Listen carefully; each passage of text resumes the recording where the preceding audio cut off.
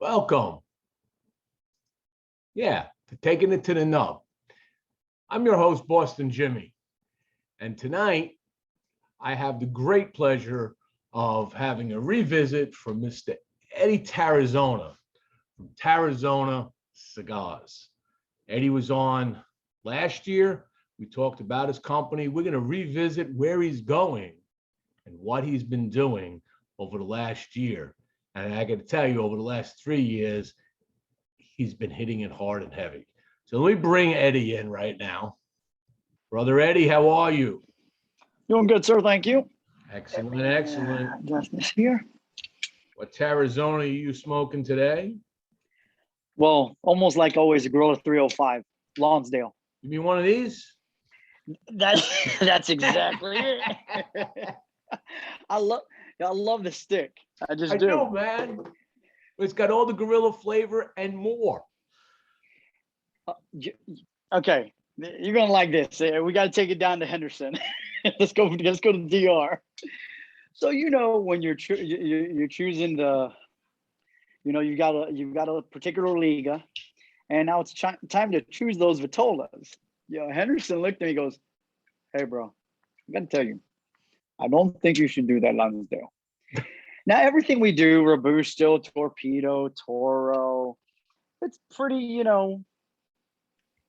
standard, and because we try to have a broad appeal. But this one here, because I love this blend, I could not do away with this Vitola. I told him no, and he goes, "Okay, I'm just telling you." And I go, "We're gonna leave it. I think it captures the line. It's actually rich, until you get to the Robusto. I think they all are pretty rich, and that's why I tell everybody this is really the strongest profile we have. What I'm talking about is like in the strength, not so much in his flavor profile, because the 305, it's heavier, it seems stronger, but I'm talking about the little oomph you feel, that strength that affects you. Okay, I think this one would more. And when Weber and I, because we had to retweak the cigar, because when I first went down with Robert Caldwell now 8 years ago to the DR, and he introduced me to the Ventura family, the tobacco that we got from this gentleman down there, he wasn't doing it anymore. It wasn't growing anymore. So we had to tweak a little bit. Weber comes in, and we end up from what I think, 4 tobaccos. We went to 6 tobaccos using the Connecticut broadleaf, okay, as strength with the Criollo, the Corojo, all that. So that's when I say the strength. Outside of that, no, on its profile, it is a medium-bodied cigar, but I love the rich steepness that comes off of it. But the Lonsdale, this is my everyday go-to. Okay, love it. I think we did a great job. Great. So I love, and that's why I love working. I really do. Working with the Ventura family has been awesome. I mean, since I first met them, that was a pretty cool trip too. It was me, Robert Caldwell, Tony Bellotto. So for those that may not know who Henderson is and Ventura family, talk briefly about that family and how important they are to the cigar industry. So you got to start with Mr. Ventura, William Ventura, who had worked for Davidoff for several years. He was a young man, probably younger than that. But he goes off, starts his own factory, Tabacalera William Ventura. His oldest son, his eldest, Weber, worked with Davidoff up until, 2.5 years ago? He was almost pretty much one of Henke's right-hand men. I mean, there's no ifs, ands, or buts, no underscoring how important Weber was, to that operation. And then, of course, his younger brother, who I first met 8 years ago, working alongside his dad, Henderson. Of course, Henderson now has ADV, out. So those that know ADV, and I know you smoked a lot of these, a lot of my followers, I see the posts, that's the guy we're talking about. Yes. But Henderson and I, well, really the whole family, we hit it off. Robert had called me. At the time, Logan was going through getting ready for the NFL draft. So it really didn't I didn't have much time, and I tried to tell Robert this. Robert doesn't normally take no for an answer, you know. That's the Caldwell way. And anyway, but I ended up going. We arrived that night, and the DR was Sunday, because Sunday is always the late flight. Even today, that flight is still that late flight. Gets in 11 and change. Ms. Ventura, she has a whole spread ready for us. I'm like, oh gosh, it's late. It's a heavy meal. Of course, you're gonna eat. It was awesome. It was really, really cool. But getting to know them on the personal level, really, that was one of the biggest factors. They do great, you know. They're I never, with that kind of experience, you really don't question, the cigar side. I'll be able to work with them and get along with them. And I kid you not, opinion on things. Yes, but that's what it's been really cool. And now, almost a decade later, we're still working with them. I get a lot of folks say, "Oh, but Eddie," and I'm brutally honest, you know that, and people say things and all that. But Eddie's been with so many folks. No, we've only been with 3 factories, really, ever. I mean, no. Okay, and one of them almost 10 years. I loved when I was working with Noel Rojas. Of course, now he's in the States. Working with Noel was awesome on the Nicaraguan side. Okay, and doing that. But anyway. You were at Henderson for almost 10 years now? Yeah. So let me ask you a question. So knowing Henderson and knowing his ADP cigars, so let's say you come up with this 10-year, I'm going to throw something at it, 10-year kind of special anniversary of working together. I think you should have on a cigar made for that occasion, and you should put like Ventura does on a couple of cigars, the metal bands. I'm not going to say anything now. But there is something that we've been talking about since 2019. My stepmom is Dominican. So being around Dominican folks, not foreign to me. Okay. Everybody thinks, oh, well, they're Latinos. No, we're not a homogenous group. We all still come from somewhere. Newsflash to everybody. But really becoming, friends with Henderson and his family. It's been really, really awesome. Going to Santiago for me is like a second home now. Really. Walk the streets, go here, go there, go hiking through the mountains. We do it. We go to the beach. But Henderson and I started talking about a little project a few years ago. So next year, I want to roll it out. You'll be one of the first ones to know. Okay, so don't worry about it. But I'm really excited about this.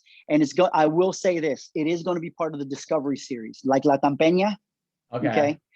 It has nothing to do with me. The Discovery series is about traveling to other people's. I like telling stories in my cigars. How you learned, who taught you, who your mentors were. Right. Well, so this one has to do with just the DR.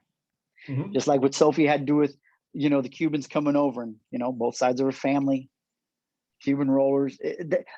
I love stories. They're fun. I don't care. Those stories aren't always going to be around. People take the stories with them when they pass. Okay. But those stories are still important to them. And like my stories are important to me. The 305, everybody thinks, oh, Eddie's from Miami. No, the 305 is important to me because I'm actually really telling a story along the way about this kid from the 305.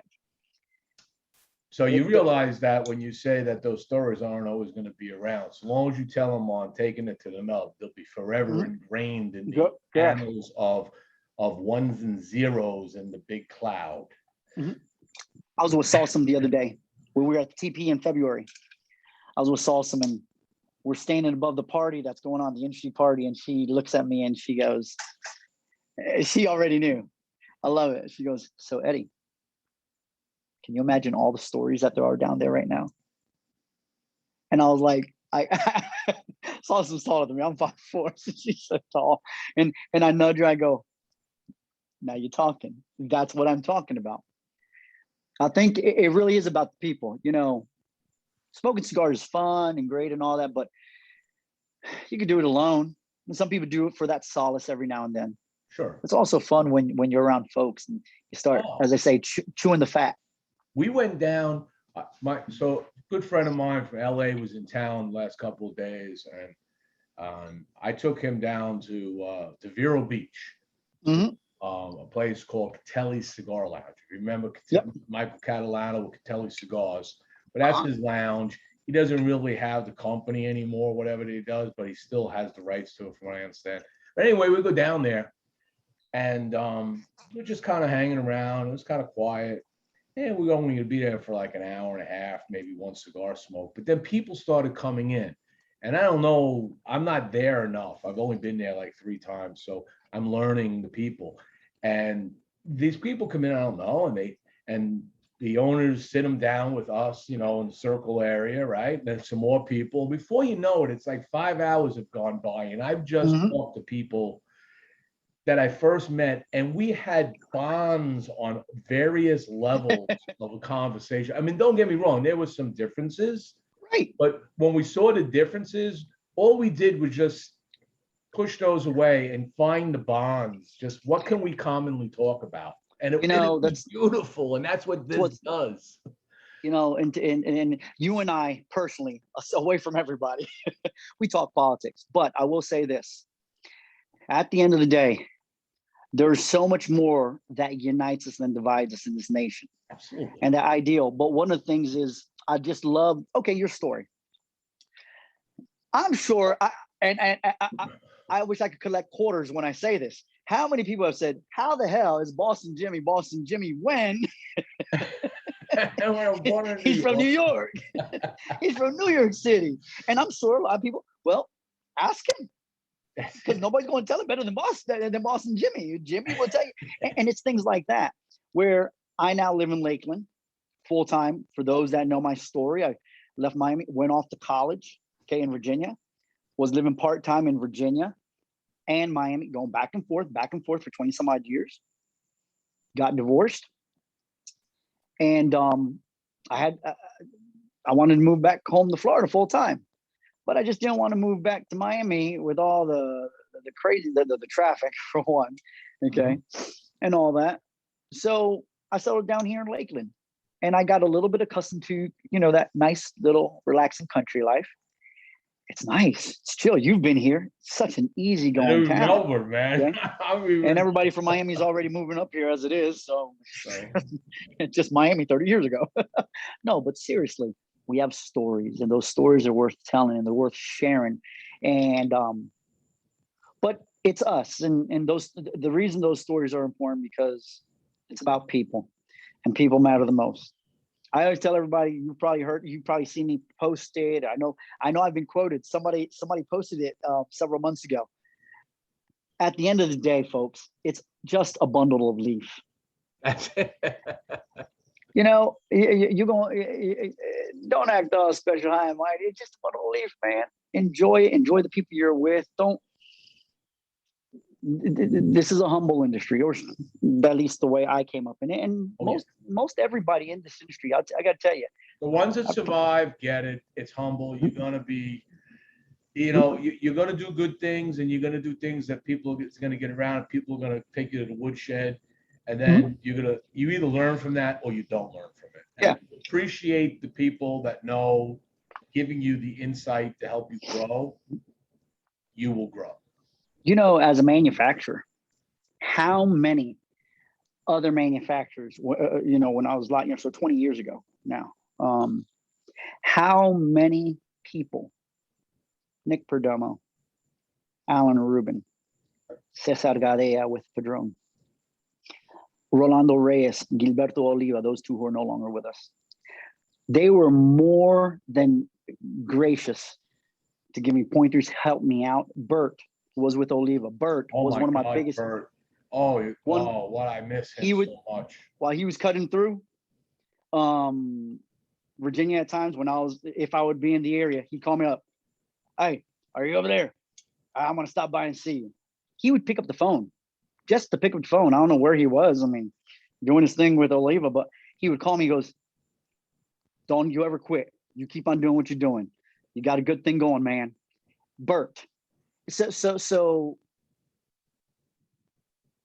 this industry, muy amable, very, very loving, very caring. Okay. And I'm glad that I could go to folks, even today, and go to them for advice. Okay. But not only that, now, maybe in the industry this long, it's funny, I'm only 46, but everybody's looking at me, hey, look at this old guy over here. Hey, I got a question. People come to you for advice. Mm-hmm. And I gladly give it. There really is no blueprint to this. No. Every company has done kids, man. There's no blueprint. Yeah, we all had to learn on our own. So when there was a stumbling block or something happened, we just asked. Or I remember I'm doing an event up in Maryland. This is Tinderbox, Waldorf, Maryland, and several years ago. And Bobby Newman came up to me. He goes, "Hey, I see what you're doing. That family is incredible." He comes up to me and he goes, "Hey, I see what you're doing. Keep it up. If you ever need anything, if you ever need a favor, just pick up the phone. I'll make sure it happens." I haven't cashed in on that, but that's okay. The sentiment from Bobby, that's what this industry is all about. And I love it. Love it. We are not competitors amongst each other. We're colleagues. Okay. And we have a tremendous amount of respect. And I think in that, and I say this in a good way, that patriarchal respect. Even, we were talking about women in the industry lately. And I said, guys, you'll be surprised. A lot of these front offices are not being run by us. All these women are managing. They know more things about what's going on. Your office is in order. Your bills are in order. The books and all. I'm like, so there is this respect and this yes sir, yes ma'am, almost like type that I love, and that's okay. Kind of how things, I mean, there's respect, and respect is the most awesome thing in the world. Mm-hmm. So long as that respect is being received properly, yep. Right, and given properly. Yeah, there's different ways of doing it, but but I love it, and so why would I want to do anything else? I love this industry. It's a good industry. Great people. Even down to the shop owners, where it gets a little bit different on shop owners because you have retail competitiveness. Sometimes it gets a little bit, I think a little bit more serious than we do on this side. Yeah, but like it's there is competitiveness, but when you look at shops, most of them at least do some demographics. They know not to open. They're not going to open a shop within a certain distance of another one because of the population density. Yep. They're trying to grab a more, or maybe a more northern sect than where you're at, and a little bit of the south towards you. So you have some common people going to two shops, but then they open up the other side, and then it grows. We've had to east and west. It's a seed. So one of them. We've had to step in. The rest of it's the flower that blooms. Yeah, we've had to step in at times with retailers, so not to cannibalize our sales. Because if anybody, I'm always looking at demographics, growth, city, this, that. Because let's just say, I'll take where we're at. Look at Lakeland. It's not the biggest place. It's growing, but it's still not the biggest place. So we deal with, in Lakeland, pretty much alone, we deal with Cigar Life. Okay, and that's enough. You get to Tampa. Tampa's a different beast. Okay, completely different beast. So I could, you could be in, a mile down the road, but it's true. They're pocketed, especially very community pocketed because their communities are bigger and all that. It's a melting pot. So it is what it is. I mean, but by and large, the folks in this industry, they're good folks. Okay. Yeah, absolutely. Hey, Eddie, here's what we're gonna do. You brought up the topic of growth. I'm gonna do a shout out to sponsors, and then when we come back in, what we'll do is talk about some of the latest news coming out of you and where Tarazona is going. So let's do a quick shout out of sponsors here. Mm-hmm.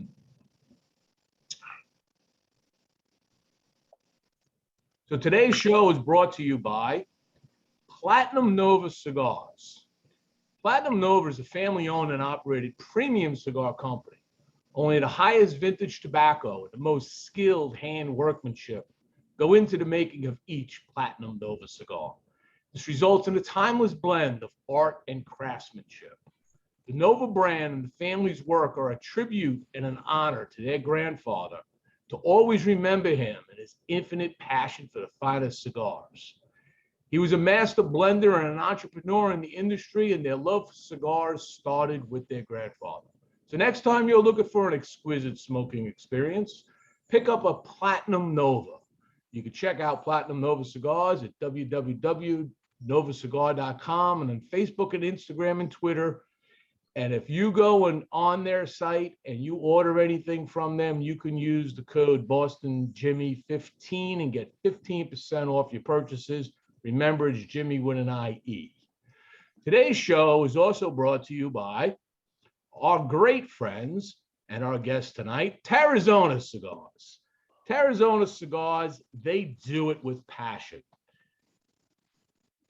Every handmade long leaf premium Tarazona cigar is rolled to the highest quality by masterful rollers. Each hand that touches the process takes pride in the quality and the craftsmanship of every cigar that goes into every box of Tarazona cigars.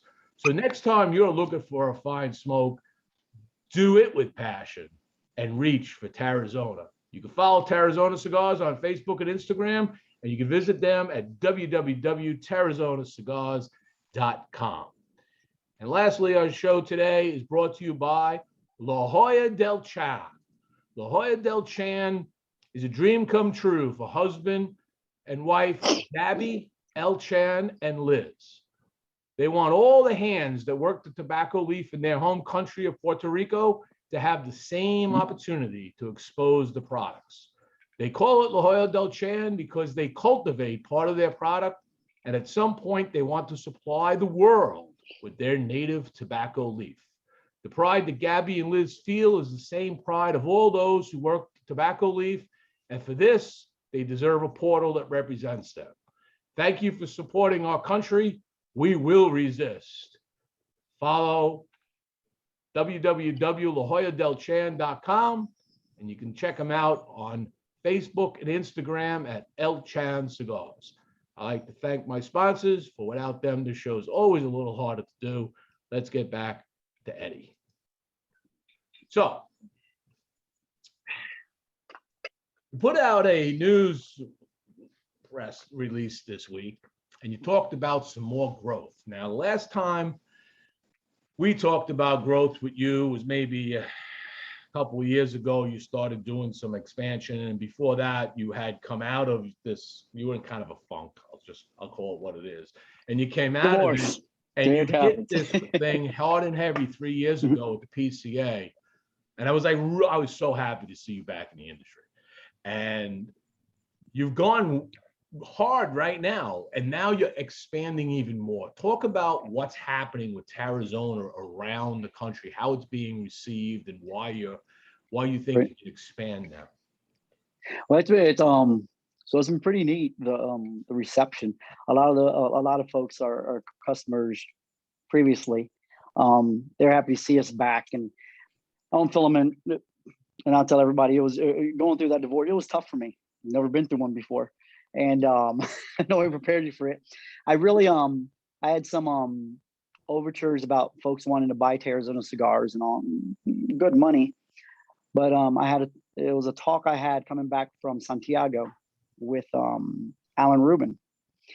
And boy, don't ever sit down and have serious talks with Alan.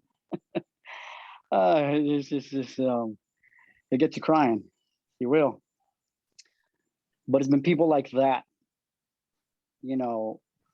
supporting me, showing me that love. I had to continue. I'm not a quitter. I was in dumps, feeling sorry for myself. And I'm like, all these folks, even down to MJ MJ was one of the bigger ones too. MJ saying, Eddie, don't do this. Don't do this. Castle saying, don't do this. MJ up at Life and Times up in Atlanta. He goes, Eddie, you got such a good thing going on here. And I asked, instead of feeling sorry for myself, I finally asked, why?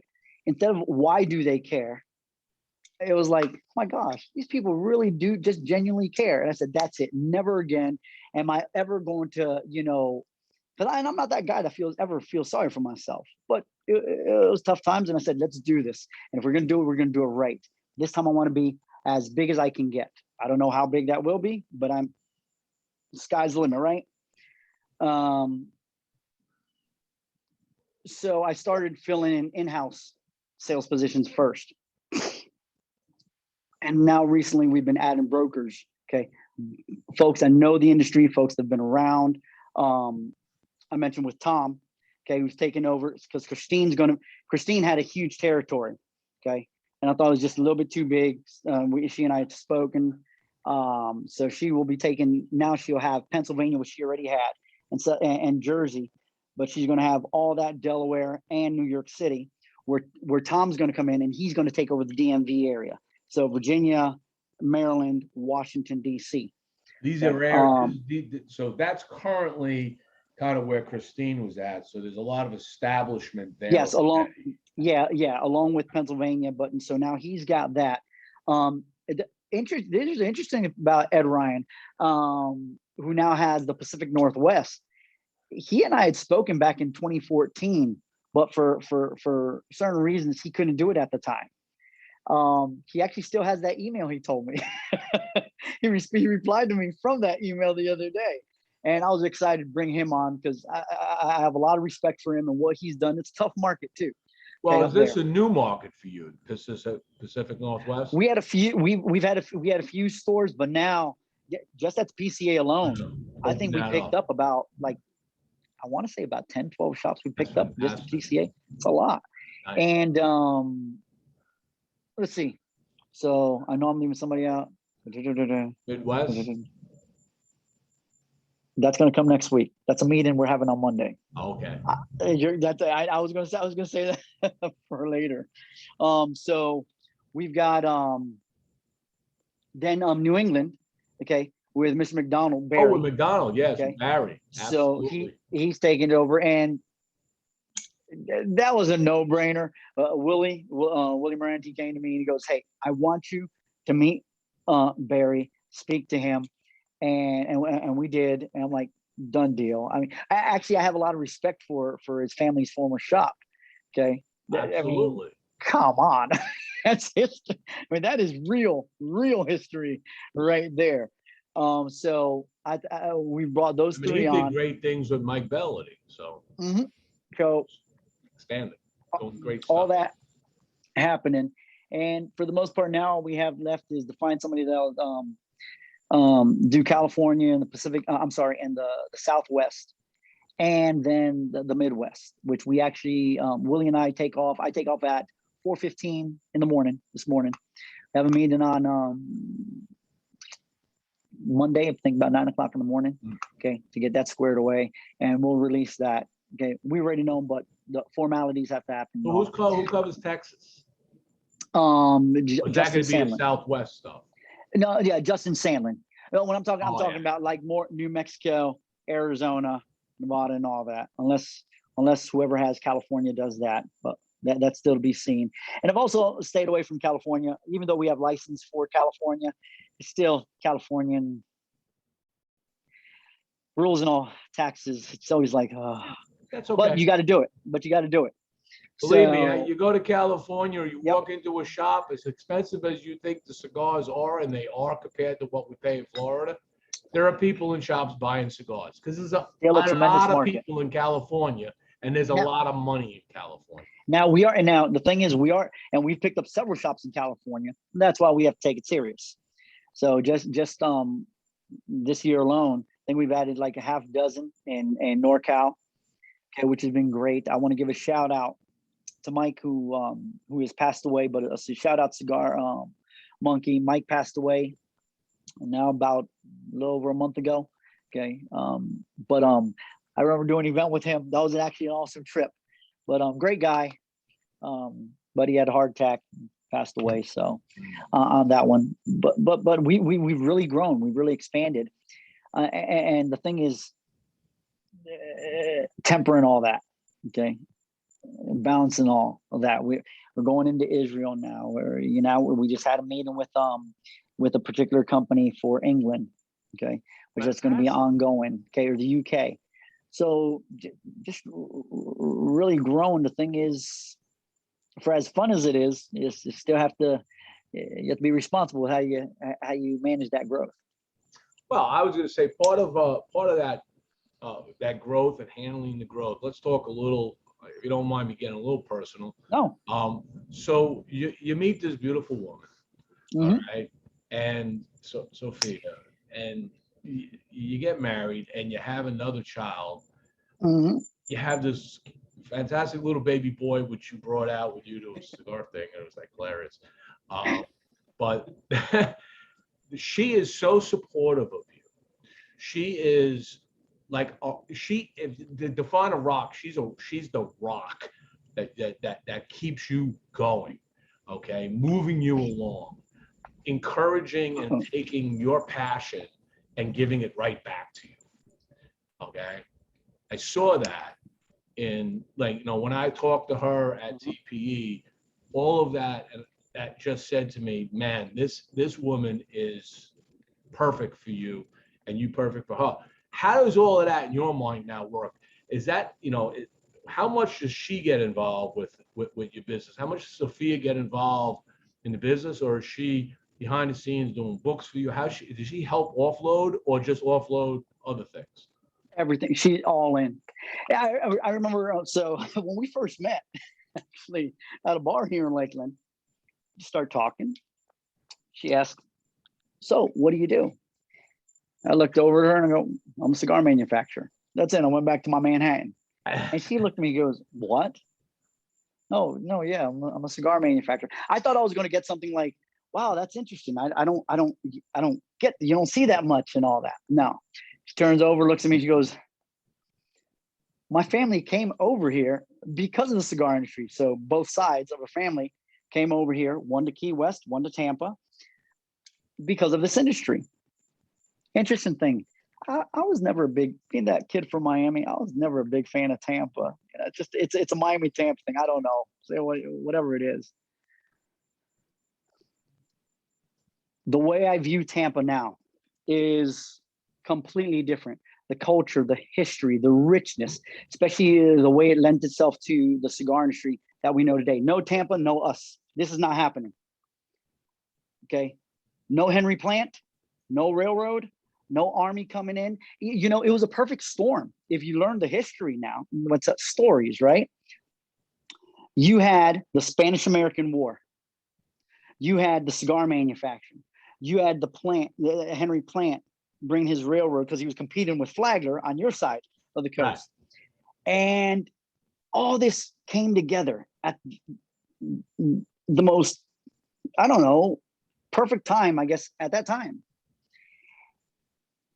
That's why, really, in itself, that the cigar industry in the Keys, okay, died, because it was more to the mainland. It was a lot easier getting the product to the rest of the country from Tampa. Of course, Ybor comes in with his investors. They do what they do. Everybody else comes over. And then when we have today, you've got, of course, Fuente, Newman, and a few others that are left over. I wonder if, now I'm just talking about, our industry as a whole, I wonder if when everybody heard that Davidoff years ago now was going to put their North American headquarters in Pinellas Park, I wonder how many people were scratching their heads saying, well, why? Now I know why. It makes complete sense that they would headquarter themselves there. So she was all in. She was really excited. She told me about her story, and that's when I really started opening up to Tampa and saying, this is really cool. This is awesome. But how fate would have it that here I am, a cigar manufacturer, at a bar, New Year's Day, meet a girl whose family came here 130 years ago just to do this. But we really hit it off wonderfully. It was great. She's my best friend. We've never looked back. I'll go to her with things, and she'll actually look at me and she'll say, well, I was wondering when you were ever going to you just do it or say something. So she's every bit as involved, okay, as anything. And I like that. I like everybody that's with our company. We'll take Ben, okay, Ben Rosario, my operations manager. I love that he's just so involved. I love that he questions me. Right. I love that. And that's what a good operations manager does. People think, well, Eddie could do whatever he wants. That's not always the wisest thing, I want to tell you. Okay. But I love this. I want our folks. I want Willie. You know, Willie and I, we spoke just a few hours ago, said about a particular situation. I go, that's your call. I'm not going to step on your toes. You know better. Okay. You make the call.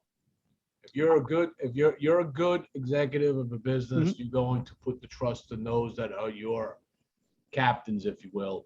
Sit there and say, you guys got a job. I hired you for this particular thing. You know what you got to go do. Just make your goals. Don't micromanage. I'm not a big micromanager. I brought them on because I trust them. I brought them on because I've known them for a long time. And I know they're not going to steer me wrong. But if they do that, they're steering themselves wrong. They're only shooting themselves in the foot too. So that trust factor is unbelievable with this company, and it takes a lot of weight off my shoulders. So I know when decisions being made, okay, we've already had these conversations and all, it's time to execute. Okay. I'm really operating it as though if I were back in the Army in some respects. You have your XOs, you know, a captain has his lieutenants and the captain, you know, the major, you know, you pass it down. Hey, I want you to put this together. Okay. Well, you hired them, you trust them to put it together. Okay. If there's something you see and they say, hey, you know, I don't know about this. Why don't we all just get together? Let's talk about it quick, powwow. Then if it makes sense, great. Even if it still doesn't make sense to me, I got to tell you something. I like when they give me rebuttals because it's sound. It is sound. It's a good argument of why we should do something.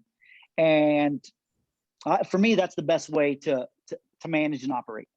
So having a well-managed operation, and from all the optics right now of what's going on with Tarazona, I would say you have a well-oiled machine running and growing. Yeah. Now, you also have all these beautiful relationships over time with many in the industry who have helped you, guided you, and so forth.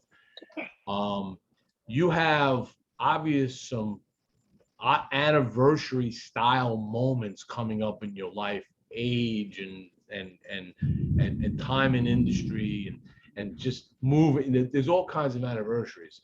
Have you considered any collaborations with some others that you really want to really work with? Who would you do that with, or who would you love to work with on something special? You know, it would be really cool. Right now, I would say AJ. I like what he's doing, especially the tobaccos. The tobaccos he's growing, tobaccos he's doing, using. So that, but really, AJ, I wish I can't turn back the clock. But my dream collaboration would have been with Rolando Reyes. So I love the way he worked with Indonesian Sumatra. Okay. Okay. So yeah, you're like me. I love Indonesian Sumatra. Yep, it's my favorite rapper. I think the way he used it in so many different ways and so many different forms, it was just unbelievable. And so, yeah, that would have been awesome. That would have been really, really cool. But yeah, I think AJ, you know, because the tobaccos he's got, and there's several others, but it would be neat to do a 20th anniversary or something like that. Yeah, with him. Doing AJ collaboration on the 20th. Yep. So my dream, I've had my dream cigar in my head since probably about the mid 2000s. A little bit of broadleaf, a little bit of Cameroon, a little bit of Nicaraguan, a lot of Dominican. Okay. Which broadleaf? But what's that? Which broadleaf? Connecticut broadleaf. So what is it about Connecticut that you like so much? The richness of a Connecticut broadleaf, that flavor. You know, we've interchanged between broadleaf and Mexican at time, Connecticut broadleaf, or broadleaf as a whole, but broadleaf and Mexican. But I think, I don't know, there's a richer, more caramelly like aspect to broadleaf for me, where it's a little bit more. If we're talking about wines, I think broadleaf tends to be a little bit more wet, not dry. Mexican, it's a little, for me, it's a little bit drier. Okay. I find it fruity, believe it or not. Yeah, it is, but really, but I think that's probably why. But to be honest with you, my favorite wrapper is still Indonesian Sumatra. Okay, not from Nicaragua, not from Honduras, not from Ecuador, but Indonesian. I love sweetness. I love those sugars in tobacco. I love a clean, especially since I'm not a big beer drinker, and if I do drink beer, it's always stouts. You know, they're heavier, but they're sweeter, a cleaner finish. Okay, I'm not much on edginess, too much bite. Okay, and you'll see that throughout our cigars. You know, it's not really toothy, okay, as people would say. I like a smooth finish. The front end could be whatever, bitey, spicy, whatever, but that finish, it's got to be smooth. It's got to have those sugars in it. Okay, I always tell everybody it's that glucose in the tobacco, or I mean, however you look at it. But that, yeah, I like the sweetness. Okay, in Indonesian. And I think that's why I said my dream collaboration would have been with Rolando, because you remember with the Cienfuegos when he came out with it, 2000s. Now I almost rolled over to him like, how in the world are you charging this kind of money? It's an Indonesian, another Indonesian. But let me tell you, that Cienfuegos, it went off the shelves, man. He sold like crazy, and I started laughing because I'm like, how did you do this? It's too much again. There's that storm, but no, I'd say doing some with AJ, but we have so much on our plate. I mean, it's just so many projects going, so many things planned, not just for now, but even down the road. I mean, we've got so many things planned, but just keeping it fun. Well, let's talk about some things. So over a year, last year at TPE, you came out with this interesting package called the Mazel 305, 3 different blends, Habano, Maduro, and Connecticut. And they came in these cool 5-pack cardboard covered, packs. Cool logo. I mean, thank you. Bold and different than the normal Tarazona. Okay. Obviously part of the story. But this year, this must have been doing fairly well because you came out with a production line now of a larger Vitolas in that. So talk to me about how successful Mazel 305 was for you. It's been very good for us. The truth is, so that Mazel 305 was never supposed to be a Mazel, a bundle. It was supposed to be launched last year for another line, okay? Premium, long filler, box, the whole thing. But COVID happened. We have all these cigars. What do we do with it? Well, can't get boxes done. Can't do this, can't do that. Let's just wrap it. I was at MJ's house actually, and MJ was printing up that craft paper with his logo of Life and Times on it, and it looked really, really cool being printed up. I'm like, let's just do that. Let's put the UPC code on it. Everything's on there. It's easy to print up. No worries. So I said, let's take those cigars and let's just let's start putting it in the craft paper. And there it went. And believe it or not, because I'm not a big Connecticut shade fan, but out of that whole line, that Connecticut was phenomenal. Just awesome. It just really, really good. And I tell everybody, it's the same thing we put in our box, premium long filler cigar. We're just putting it in that pack. You save a little bit of money. The shops, the shops could either order in a 5-pack or in a 20 count bundle. Okay, and there it is. So we make it in 3 Toros, okay, each respectively on the wrappers, and on the Habano we also make a larger size Robusto. Okay, but that was it. That's what that is, and I'd like to do more projects like that because we can't. It's just so difficult always with the the box situation and all that. So do more, but that's what we're doing with our cigar club actually. Okay, a lot of these things that we work on that we can't get in, we're not going to make a core line out of it. So we'll wrap it up, send it out to the members, because they'll get a taste of what we're doing. Okay, they're not going to be distributed in stores. Okay, a lot of the stuff that we send out to the members, but they get to enjoy what we're doing behind the scenes. Been at this for 20 years. There are blends in my head that like, man, it would be so cool to do this. And some of them we have, and they're just sitting there. So just let folks try. A good cigar is a good cigar. Okay. I don't care who makes it. Okay. Just love tobacco. I love tobacco. Okay. And it's a great big world that provides tobacco.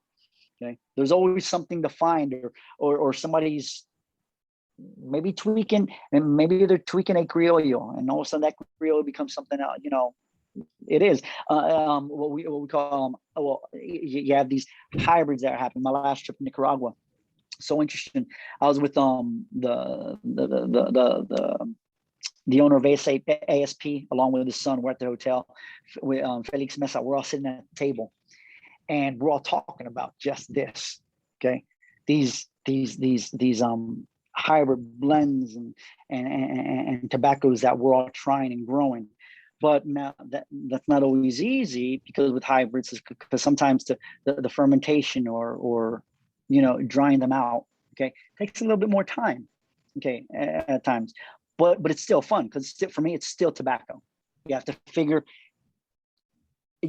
out all the nuances of all the different types, okay, or what I call strains that you're working with.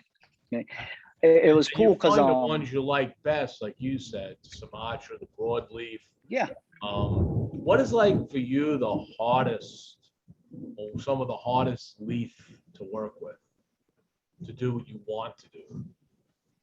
You ever challenge anybody? You ever challenge Henderson to be like, he's gonna say that's never gonna work, that blend?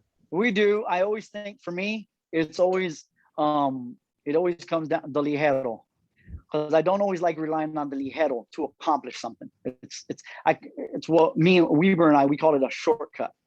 Okay, let's just get out of the way. Just finish this.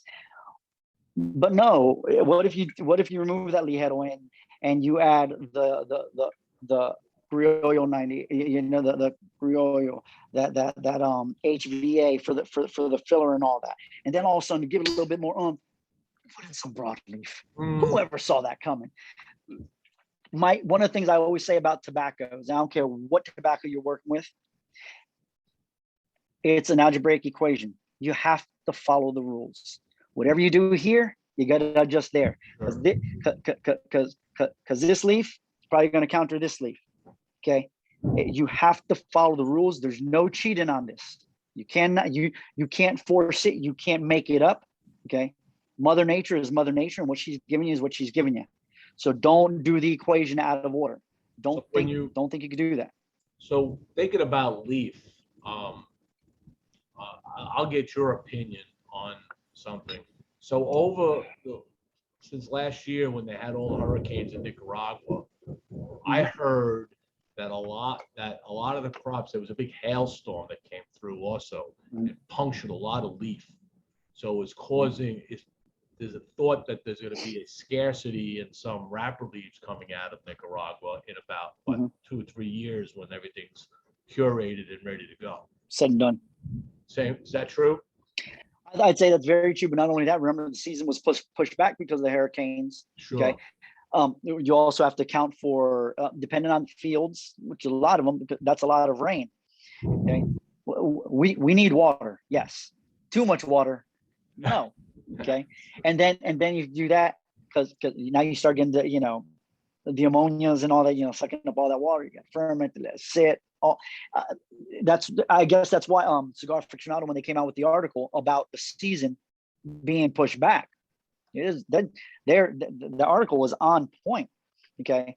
And it did cause an issue, but also it's not just the hurricanes, COVID. We're all sitting at home. Okay. So we're consuming more. Okay. Yeah, I was going to get into more that. cigar. Let me do something here. That was my next topic I wanted to touch on you. Let me quick go through the news and reviews on Stovey Press for the week. It'll be short. There's no reviews this week.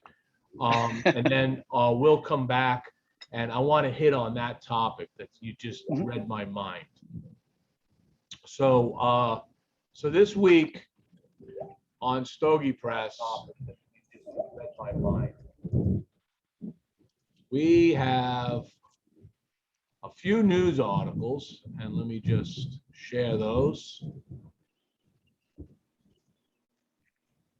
So there are 4 news articles that came out this week on Stovey Press.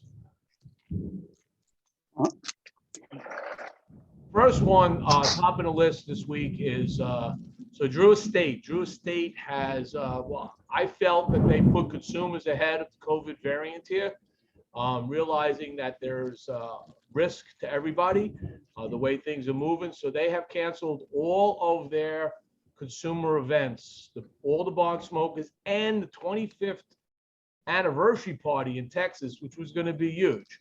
It's a big deal thing for Drew Estate. They made a decision. I think they made the right decision.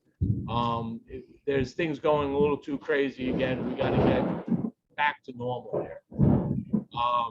The second one we talked about today, and we were in the middle of it, is Tarazona Cigars is continuing the growth in the USA by hiring Barry McDonald of B&M Brands, Ed Ryan of PDX, and Tom Kakadalis from Brothers Solutions and Imports. So congratulations to all of them, and of course to Eddie. Protocol announced the John Doe 3. So this is the 3rd installment of the John Doe series. For those that understand Protocol, you know this is a law enforcement owned company. These folks have been in law enforcement, and they understand what a John Doe is. So these are unbanned. These basically are unbanded, other than saying John Doe on it.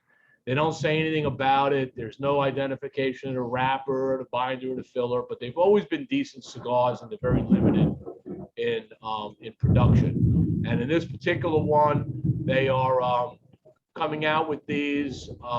There's an event deal for $150. You can get 15% off purchases.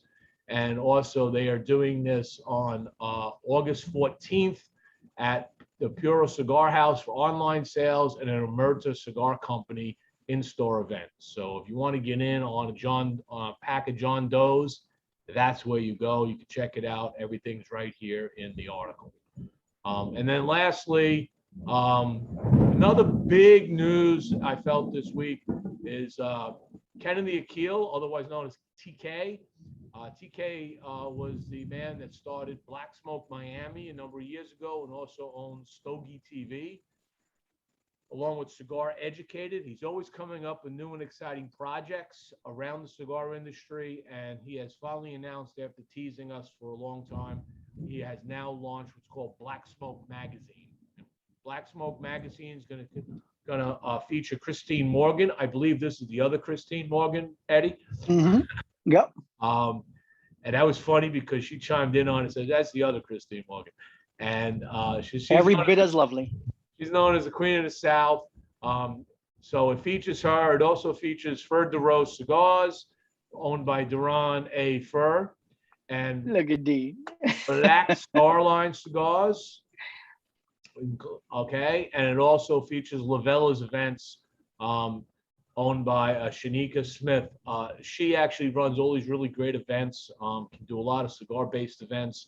She's been growing a business very nicely over the last 10, 11 years. So I'm looking forward to see this inaugural edition. The inaugural edition you can buy for $29.99 at the company's website from now until January of 2022. And then they're going to be doing subscriptions, and it's both available online and in print form. So looking forward to see what's happening with it. There should have been a video in here. I don't know what happened to it, but that could be just Facebook shutting down videos again about cigars. So we'll just leave it at that. Anyway, check this out. If you if you want to look at a new magazine and new content, he's always doing something good. So I'm hoping to have TK on the show in the future, and we'll talk all about this venture. So let's get back to Eddie. So the industry, since we started this whole thing in 2020, I feel there have been some tectonic shifts in this industry that came out of this pandemic that we're in the middle of. One, as you said, is this ability to Zoom, have virtual HERFs all around the globe, get to know people that maybe you were just typing on Facebook with face to face. It's been spectacular, all right, to have that. And people are still doing it, even though the lounges are open. They still come home sometimes, or maybe they're not at the lounge one night and they want to just have a smoke with a bunch of people. But another tectonic shift I see is companies like League of Bravada Club, LCA, all right, these guys have embraced this and have created just out of nowhere, formed coalitions and built something and realized they can do things. And they're getting into the hands of consumers, like you said. We tend to be smoking more cigars. The latest news just came out. We bought more cigars again. I mean, there's a boom going on, and the boom is going before, and I think it accelerated because of the situation we're in. Give me your thoughts. So of course we have to see it. We have to also look at it as a business with everything that's going on. I'll tell everyone, they should be in these conversations when we're down in Nicaragua with the brokers, tobacco brokers, bringing tobaccos in where they come from. I don't care what size you are, small, medium, large. Everybody's looking for a wrapper. Everybody's looking for tobacco just as a whole. People are trying to, buy tobacco from us and we from them and whatnot. But you can't force Mother Nature. It is what it is. But I think we decided to not just be a brand label anymore, get more involved where the factory's concerned with growers, now reaching out to growers in Ecuador and all. We couldn't just rely on simply the fact that, okay, you have a factory, you do this. We had to start not so much covering our bases. I think we had to start doing a lot of things for ourselves if we want to continue to grow this way because of the demand. I think we've done very well with that. I see this whole situation. This, for me, I must have been very fortunate because I was taking a trip. So I took a trip to the DR 2020. I was going down at the end of February, and I was doing a back-to-back trip, which I normally don't do.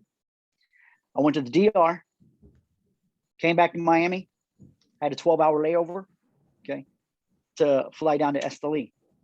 Well, when you fly into Esteli, or when you fly into Managua, you get off the plane, you walk through, there's a camera. You've probably seen it on your left-hand side. It's always been one camera. Temperature, whatever, this and that, whatever. This time, there were two. Now, I had heard about this COVID thing happening that was going on. But that second camera really made me uneasy. Not because Nicaraguan, it just made me uneasy. I'm like, hold up, what's going on?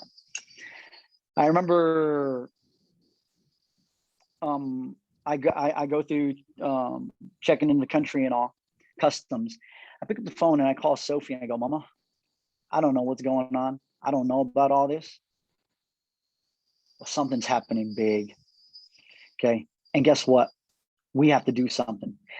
I got with our factories. I remember I called Ventura right there. From Nicaragua and say, ramp up production. I don't care. Just go. Just go. Are you sure? I'm like, trust me. Go. Make Even if you're sitting on it, I don't care how long, just go make a lot of cigars. Okay. I went to Papito. I told him the same thing. As soon as I got to the factory, I'm like, oye, Papito, hey, Papito, something's about to happen. Up production. I think we upped it threefold. Okay. Wow. But even with that, okay, sales were just crazy and trying to keep up with that. So when Ben and I went down, we did it again, the back to back. And we told them every time you make cigars, up it by about 20%. That's saying something. And even then, I don't know if there's going to be enough, okay, because of the demand. Okay, I see things. You know me how I see things geopolitically and all that. My interests and all. I'm always paying attention to stuff. I don't think, and now with the new CDC guidelines and all, regardless of how anybody feels about it, okay, this is the world we're living in right now.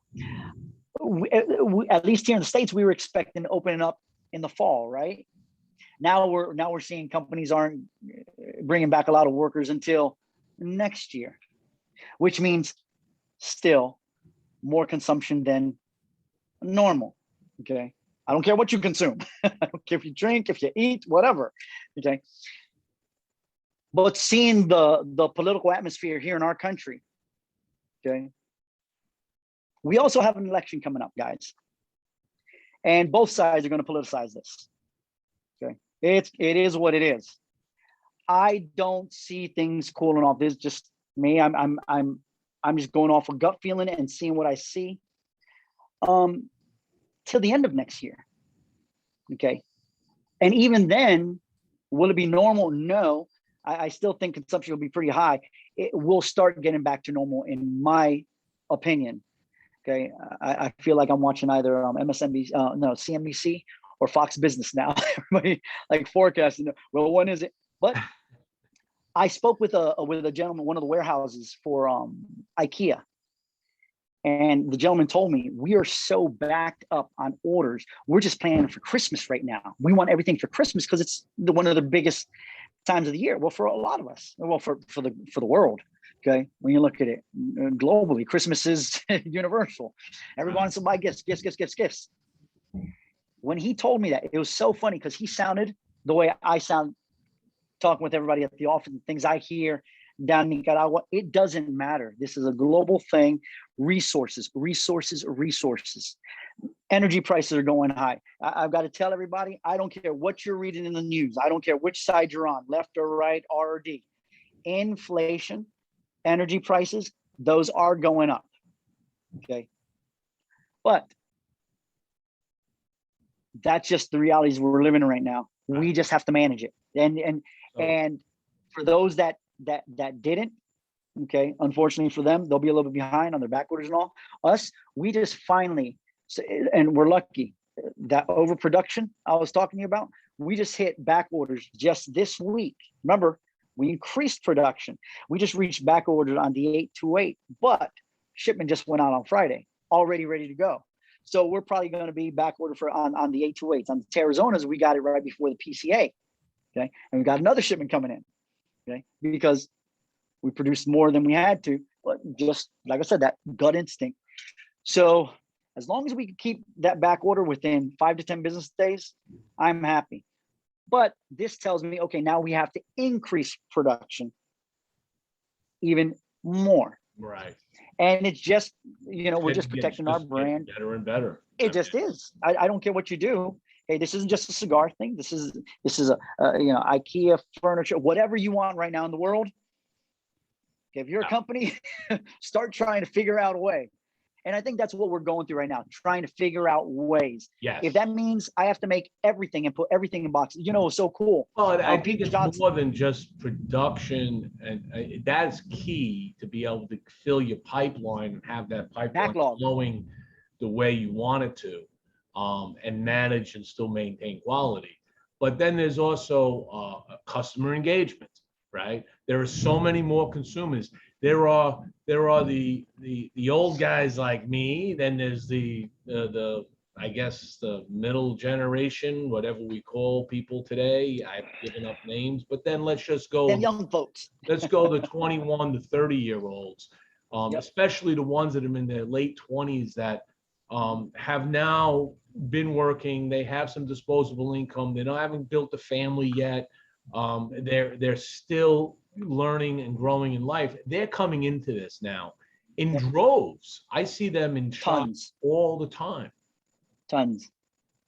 I've seen. I will say this: what you brought up with that younger age segment. 21 to 30, 35 even. That said no, but maybe somebody gave them a cigar. They were just sitting around bored and said, "Wow, this is pretty cool." And we all get together, and that's what we've been doing. The COVID, everybody getting together. They turn their friends on, and their friends on, and this girl says, "Oh my sisterhood." There's no, and now I will say this, which is awesome. Unfortunately, where COVID's concerned, I'm not. It's a serious thing, and what's been going on, but it's interesting to see what's come out of this globally with where we're going after. Not only that, let's just say there was a cigar shop around the corner from you, but you would always get off work and you would go to the shop that was right by your job. Now you stay home and you just found out, oh my gosh, this cigar shop has been here. So now that cigar shop with everybody in his neighborhood, because they're not going to work, they're working from home, they're now hanging out there.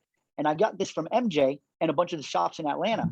They said, hold up, you are actually like 5 blocks from me, where they were going on the opposite side of town or going they were going in Buckhead when they live in Lithonia or whatever. So now that store is getting way more customers because they have to stay there, or they just don't want to drive the other way because there's no reason to go. But it shifted. 25 minutes. The other store got their customers, got a new customer base. So these are tectonic shifts in what's happened. And they got to meet. They got to meet people in their own neighborhood. That maybe they didn't know about because they were going to the shop by their work. And now they found out, man, like you said, there's a shop, and suddenly like, oh man, you just live like, a mile away from me. Why don't you come on over sometime and hang out? In Florida, so we live in Florida. So we've been fortunate, I guess, depending on how you look at it. I look at it, we've been fortunate because we haven't had the amount of restrictions in this state as other states have. How you call it, that's neither here nor there for me. But I say this, even with us being locked down for 1 month in the state of Florida, it still applies because we were still locked down. And nobody, you start looking, and you go online. I get cigars. Cigar shops got ahead of that curve right off the bat because they realized that they may not have been a essential business like liquor, but because they had perishable product, they were allowed to go in. That the shop owners could go in, had to go to their shops to maintain their inventory. Right? They couldn't stop from doing that because that's value. And because of that, they were able to take phone calls. And then the best shops did either curbside, or even the better shops would actually deliver to you. They take the orders and they drive around, they knock on your door, and they drop the package at the front door, and they wait for you. They walk back, see if you were there, say, okay, have a nice day. I'll see you next time.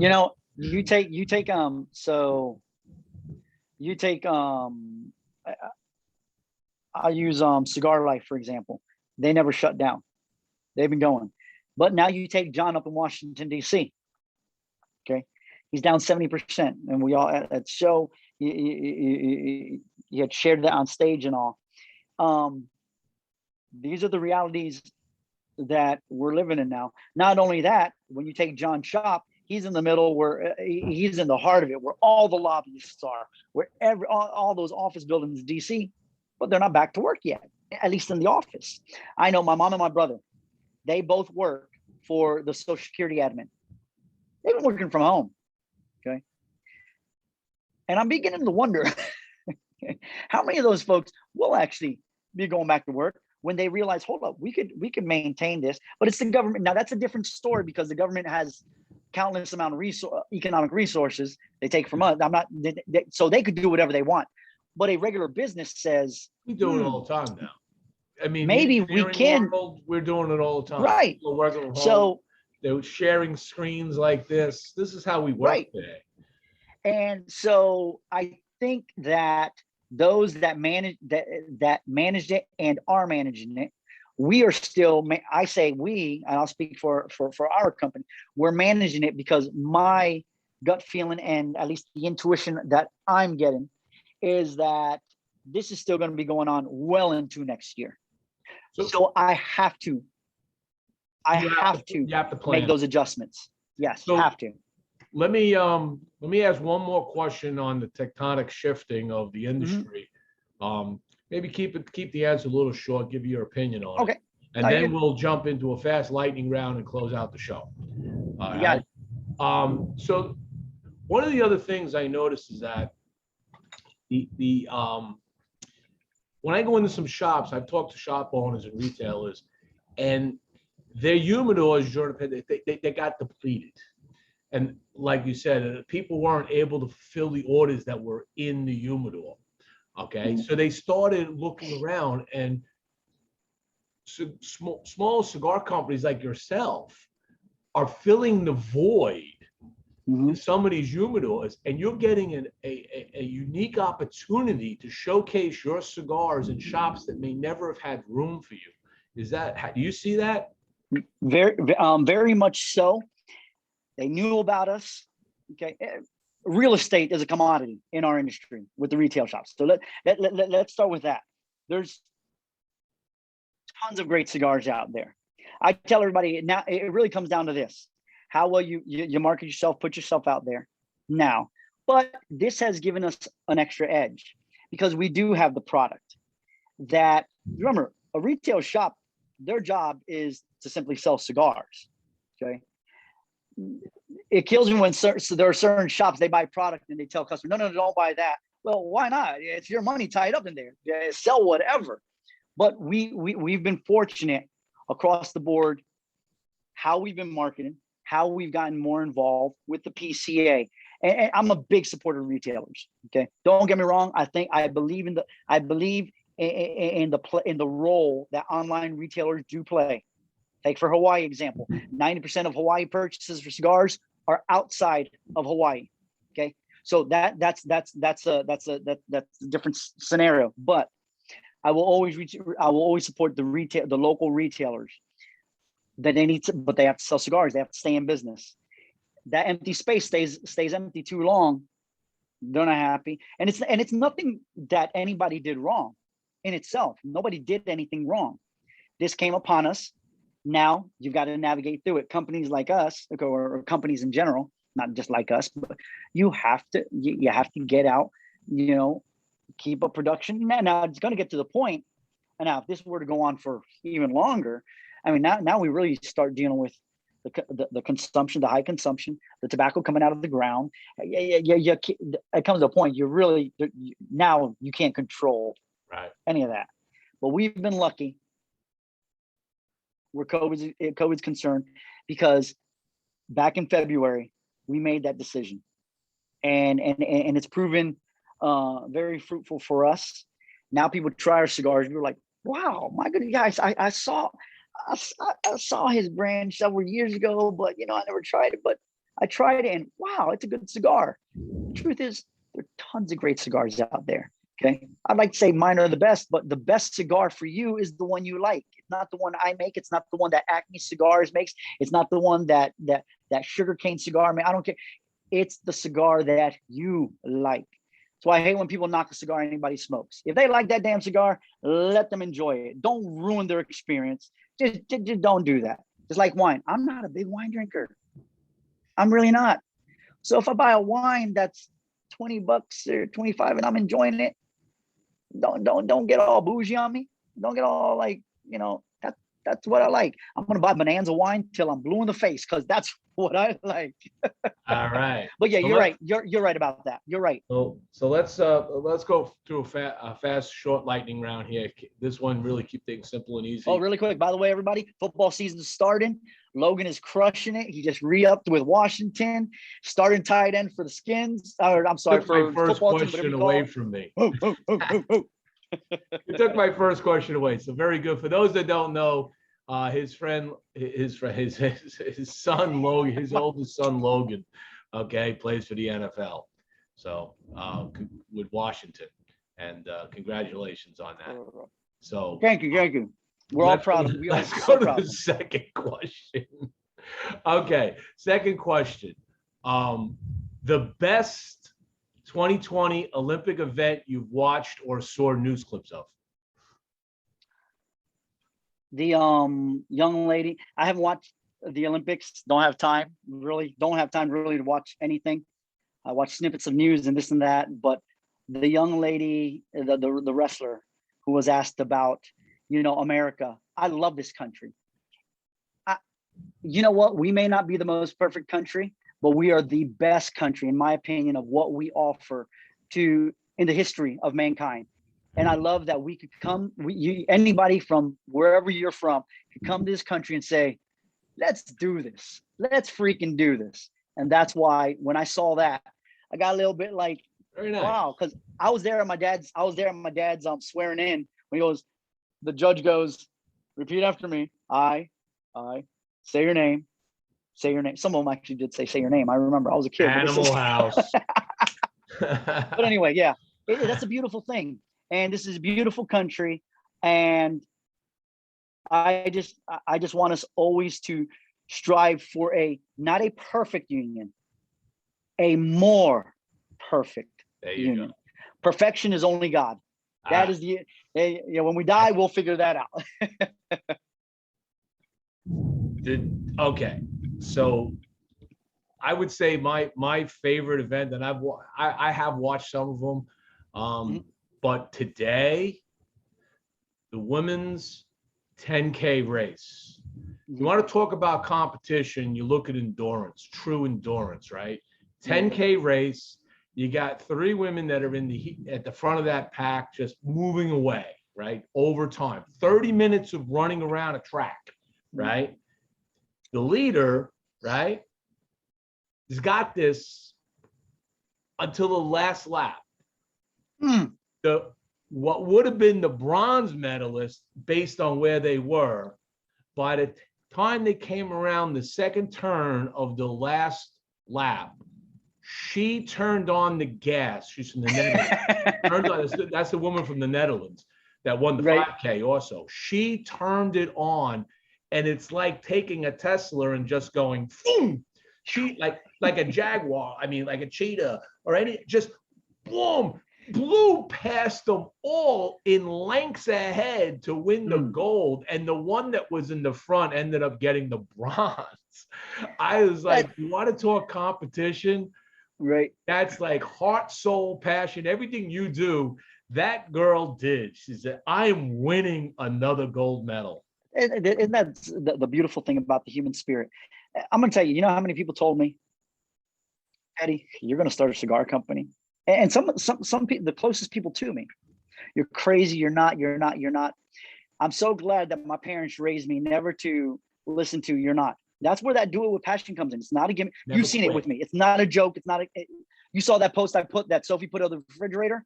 I walk up, I'm like, Mama, you rock. There's something about being passionate about resolve. If you really want to accomplish something, you can. I don't care if you want to go to Mars. If a young man or a young woman right now came to me and said, I want to be the first person, not man, not woman, the first person to make it to Mars, I would look at them and say, then do it. Go do it. Don't tell me about it. And never Sophie always said, Sophie tells me, you know what Sophie goes, then be about it. Right. That the human spirit is one of the most beautiful things that we have been given by our Creator. And here's the thing. You, me, all of us have been given gifts and talents that we could accomplish so much more than we actually think. And it's beautiful. That's why that DIWP, that do it with passion, it's real. It's not a tagline. It really is an attitude. Knowing it's a you, conviction. I know it's not. Yes, sir. Yes, sir. Right. So second question, we'll try to keep these even shorter. Okay. Mm-hmm. Have you watched Suicide Squad yet? No, the first one, yes, not The the new not one. the The new one. no, I have not. All right. I watched part of it yesterday, and HBO Max got all screwed up. It's a fun show. It's definitely fun. But I did watch the Jungle Cruise, and that was funny. Oh, that was also great. Yes, I watched that. That was fantastic. Oh, hold on. Academy Award, not Jungle Cruise. Trust me. Cruella. The performance, whether you like the movie or not, and I've heard mixed reviews from, and I'm talking about fans and viewers, but the performance from Emma Thompson and Emma Stone, their performance. I mean, for me, Emma Thompson, she still got it. She's still gorgeous. She's I hot. still think the tiger in Jungle Cruise gets it. The tiger. he was pretty awesome, wasn't he? That was cool. I love when he got drunk. Give it to the tiger. Give it to the tigers. Tigers have rights too.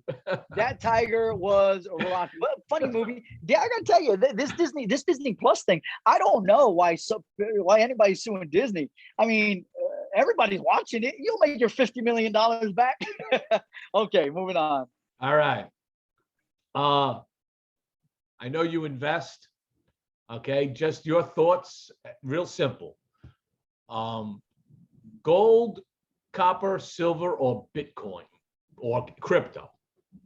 So this is interesting. The answer I'm going to give you, because my first job out of college, well, my only job outside of this one was, and teaching civics, but was with Ferguson Enterprises, owned by Wolseley. Wolseley is one of the biggest movers of copper in the entire world because of the plumbing. Everybody's got to turn on that faucet. Everybody's got to take a dump. The plumbing thing all around the world. Copper. Oh, yeah. I remember sitting there. They were making moves, and I saw who was making those moves. Wolseley, copper. Until the rest of the world gets PEX pipe. Just a simple announcement. This is not advice on anything invest in.